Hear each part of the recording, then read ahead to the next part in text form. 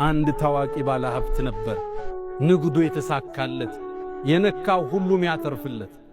ታዲያ ይሄ ስኬቱ አራት በሚጠሉት ጓደኞቹ ጥርስ ውስጥ ከተተ። ሁሌም ይመቀኙታል፣ ሁሌም ይሐስዱታል። ተሳካለት፣ ሆነለት፣ አደገ፣ ያመጣው ይሸጣል፣ የነካው ያተርፋል። ሐሰዱት። አንዴ እሱን ለማወቅ ወስነው አንድ ጁምዓ ወጡ።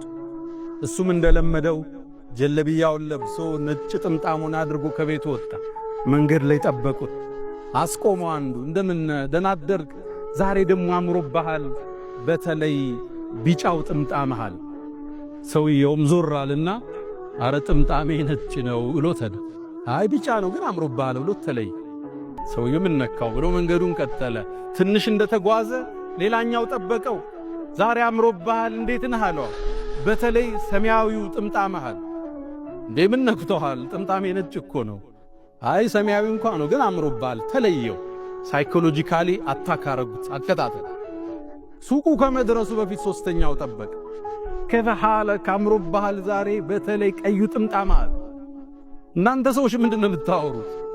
ዛሬ ሰው ነው የተሳሳተ፣ እኔ የተሳሳተ። ጥምጣሜ ነጭ ነው አሉ ጫፉን አምጥቶ። ቀይ እንኳን ቀይ ነው ግን አምሮብሃል። ሰውየው ሰማያዊ፣ ጥቁር፣ ቀይ ያለ ሱቅ ውስጥ ገባ። ሱቁ ውስጥ ገብቶ ከፍቶ እንደለመደው ሥራ ሊጀምር ሲል አራተኛው መጣ። ዛሬ እንዴት አምሮብሃል፣ ንጋቱን መስልሃል፣ በተለይ ቢጫው ጥምጣምሃል። እናንተ ሰዎች ምንድነው የምታወሩት? ጥምጣሜ ነጭ ነው ውጣልኝ አለው። ተበሳጨ፣ ጮኸ ይላል ኢብኑ ሐዝም።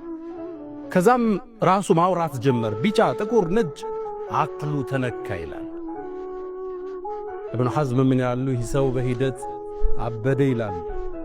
አንደሉስ ጎዳና ላይ ይህም ባለ ሀብት ከሀብቱ ከስሮ ራቁቱን እየሄደ ሕፃናት በድንጋይ ሲያባሩት መለከት ነበር ይላል።